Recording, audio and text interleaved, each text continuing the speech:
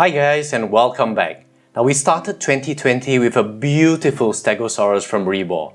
And as we head towards the end of 2020, we'll look at another member from the Stegosaur family. Now this time from China and made appropriately by, it seems, everyone's favorite company from China, PNSO. Now this is the PNSO Tuojiangosaurus. And man, is PNSO cranking things out towards the end of the year. They've released an updated Microraptor with a look at Borealopelta and Atopodentatus, and I'm really looking forward to a couple of hadrosaurs from the company. So, Stegosaurs, iconic for their plates and tail spikes as exemplified by Stegosaurus. There were in fact many others bearing different combinations and arrangements. These included Kentrosaurus, Miragaya, Gigant Spinosaurus, and another from China, the Uahesaurus, although this one's a bit of a question mark because the low-profile plates may just be broken off plates. And of course, we have the star of today's video, the Tuojiangosaurus. Tuojiangosaurus was about 7 meters long and 3 tons and had 24 centimeters, which is about 9.5 inches. That makes this a 1 to 30th scale. So although it's not quite the same as the 1 to 33 scale of my Rebor Stegosaurus, I think they look great together, and with others in the same range, because many of these models don't match their claimed scales anyway. Now, Tuojiangosaurus has narrower plates than Stegosaurus, and they get progressively more pointed and triangular as you go down the animal. And while Stegosaurus had 17 plates, Tuojiangosaurus has been suggested to have 17 pairs of plates. And of course, that's an estimate, and I count 15 pairs on the PNSO. Because of their width and size, they don't make for large billboard advertising material. But nonetheless, the color is very well done. We have a reddish brown that's tipped by a dark blackish brown, and they transition, they segue so smoothly. Just look at this. How softly and how seamlessly they seem to blend from one color to the other. The bases have been dry brushed, and although not as smoothly colored, I'm okay with that since it kind of suggests keratinization grooves. And notice also that both the lateral side of the plates and the medial sides are colored differently, so that on the lateral it's more red and the medial it's almost a light umber color. And that creates a kind of separation of the two rows when viewed at an angle. And it makes for a really nice visual contrast and separation. They didn't have to do that, so I'm really very pleasantly surprised by this. Now do be careful because these points aren't rounded, so they can be sharp. Like these ones are... Okay, like I said, they can be sharp. And speaking of sharp, some Stegosaurus had a pair of parascapular spines, and you see this here, although I believe there's some doubt as to whether Tuojiangosaurus actually had them. Still, I'm not complaining, they look just badass. But they are sharp. Oh, okay, well that's really sharp, this one.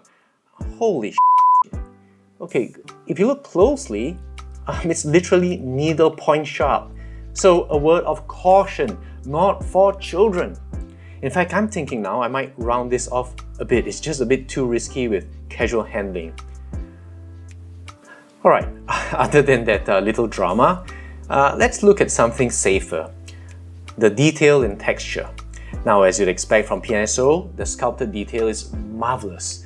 You can see the different regional variations in the scales. And if we look at the head, you see the throat armor, often associated with Stegosaurus. There's an almost chainmail look to it as befits its function, and I like how tightly packed these small ossicles are. We go down the body, down to the legs. I mean, look at the limbs here, how the scales flow so naturally, with the skin creases and wrinkles. And if we flip to the underside, just look at that.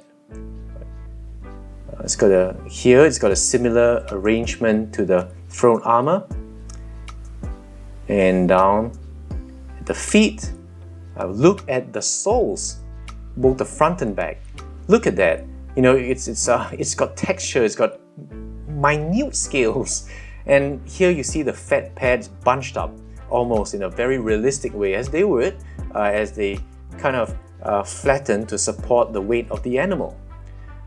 If we go down, for the tail, look what they've done here. The underside of the tail is a different pattern than on the sides, which are then peppered with these osteoderms.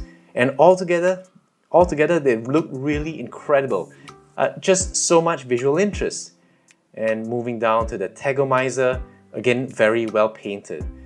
There's some question about how many spikes Tuojiangosaurus had on its tegomizer, with suggestions going from 1 to 4 pairs. And here we see they've gone with 2 pairs of 4 spikes. And going back out, we see the almost obligatory body osteoderms, very nicely sculpted in, each slightly different size and shaped, and so overall just lending so much realism to the model. Alright, so the last time when I reviewed the PNSO Borealopelta, I had some reaction regarding how much the model differed from the preview images. So this time around, I just wanted to show you all this first, so you can appreciate how good it is as it stands and have some kind of context before we compare this to the released images. So what are these differences? Well, first, it's almost become a tradition for stegosaurs to have some variation of a green body with red plates, and I like that. In the prototype, we see that. There's a yellow-green palette to the body, which gets lighter as we move ventrally, so there's a starker counter-shading look. Now, these stripes here on the tail are more obvious because of this lighter green. It's more contrast, right? So that leads to a banded disruptive coloration scheme. I like that. Now, in the actual model, you can see that the color palette on the body has been replaced with something a lot more olive green. So it's less vibrant and maybe a little bit more drab. But this introduces a subtlety I'm actually happy to have. And also the osteoderms aren't outlined on the model as clearly as on the box art by a different color. And in some areas, you can see that it's actually unpainted. But because osteoderms, not colored differently, are in fact more realistic, I actually like this look better. I mean, if you look at this example, let me show you here. If you look at this example, yes, it's very well painted with the osteoderms very well delineated, but for some reason, just doesn't look very realistic to me. Now, let's move on to the plates. There's an almost veiny appearance to these streaks and how they go up and blend into the plates, which you've lost over here.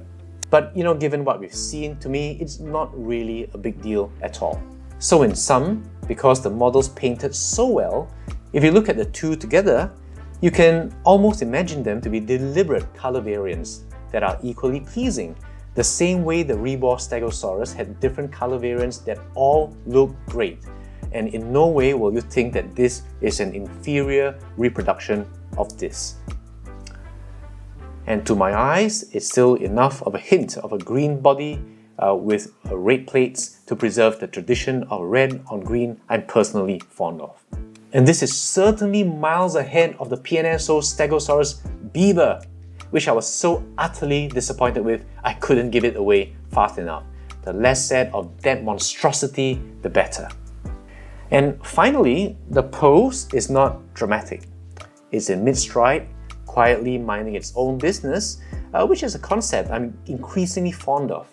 There's a dignity to this stegosaur that also hints at a quiet confidence as he strides forward in a relaxed amble, yet ready to take care of himself if necessary. Real alpha. Oh, and speaking of posture or pose, I forgot to mention from the top, you just look at this beautiful S-curve and it just looks like it's ready for action, just encircling would-be predator, and very much reminds me of that Stegosaurus scene from that old PBS series, The Dinosaurs.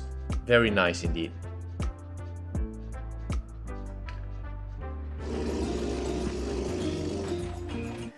So once again, PNSO doesn't disappoint.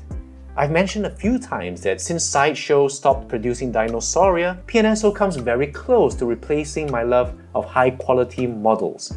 I'm looking forward to PNSO's next offering, and contrary to my prehistoric attachment to a 1/40th scale, I'd actually like to see something bigger from PNSO, more like on a Sideshow scale, because if PNSO can do that at this scale, imagine what they could do with a pencil. Alright, so take care guys, it's been a long week for some of us especially. So rest well, recuperate, and I'll see you soon